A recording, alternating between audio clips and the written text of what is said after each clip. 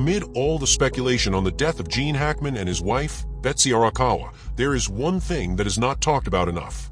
How did we get here? No, I don't mean the tragedy itself. We do know that, ruling out any criminal situation, it was related to health issues. But none of that is what got us here wondering. It was something else. And indulge on the Anything History channel as we point out something that may not be so obvious. For days, no one noticed. No calls. No knocks on the door. The world didn't realize that one of Hollywood's greatest actors, Gene Hackman, and his wife, Betsy Arakawa, were gone until it was far too late. How does this happen? How do two people, who once lived under the brightest lights, fade so completely into the background that even their passing goes unnoticed? Before she was Mrs. Hackman, Betsy Arakawa was her own person. A talented pianist, a businesswoman, someone with passions and dreams of her own. And then, Gene came along. She wasn't just his wife. She was his partner, his world, and maybe the only person he truly trusted. They built a life together, and in doing so, they built walls.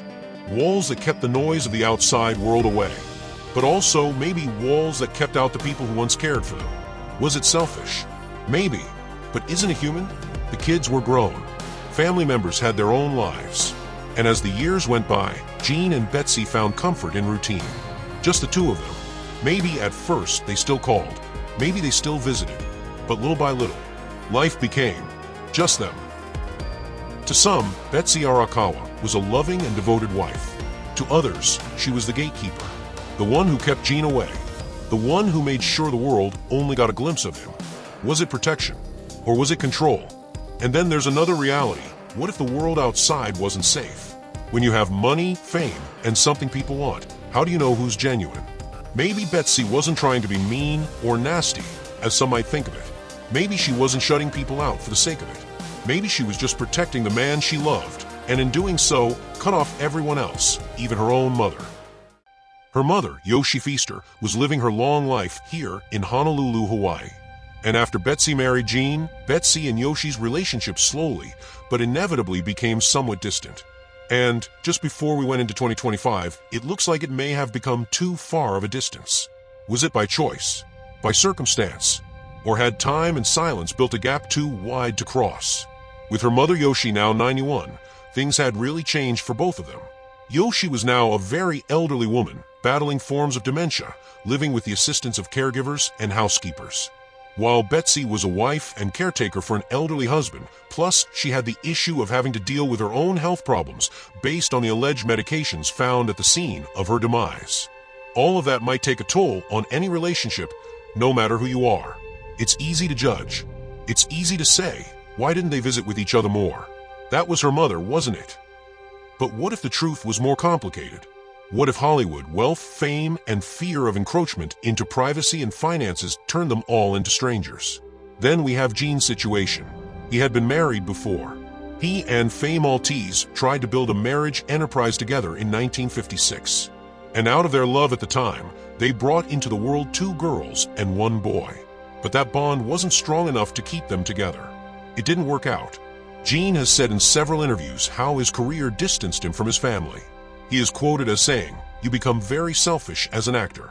You spend so many years wanting desperately to be recognized as having the talent, and then when you're starting to be offered these parts, it's very tough to turn anything down. Even though I had a family, I took jobs that would separate us for 3 or 4 months at a time." You see here what happened in his first marriage, though it did last 30 years, but he became cut off from his family, and in a big way, it ended his marriage.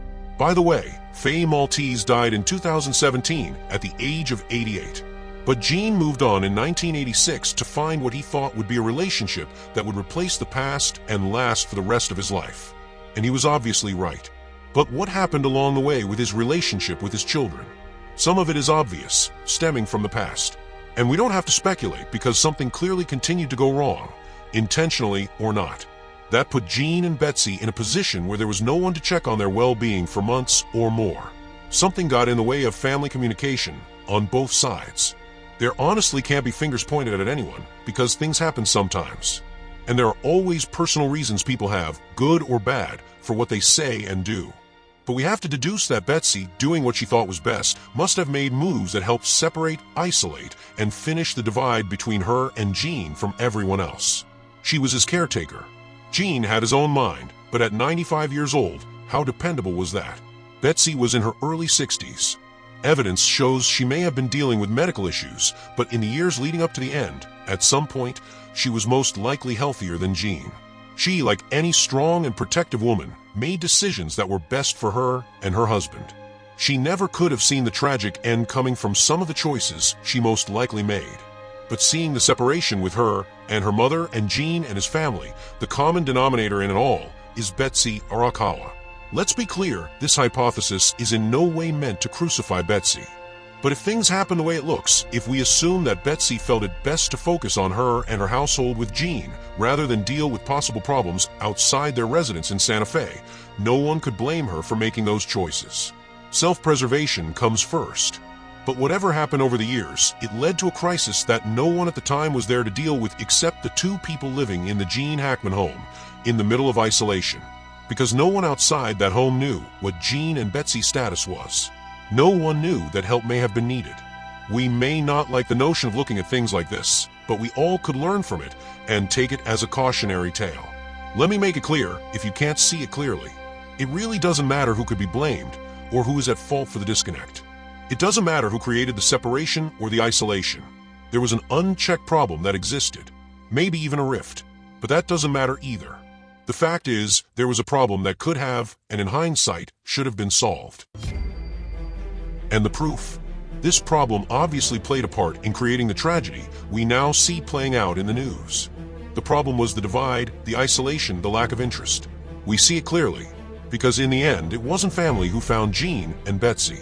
It wasn't their friends. It wasn't Betsy's mother or those people with her.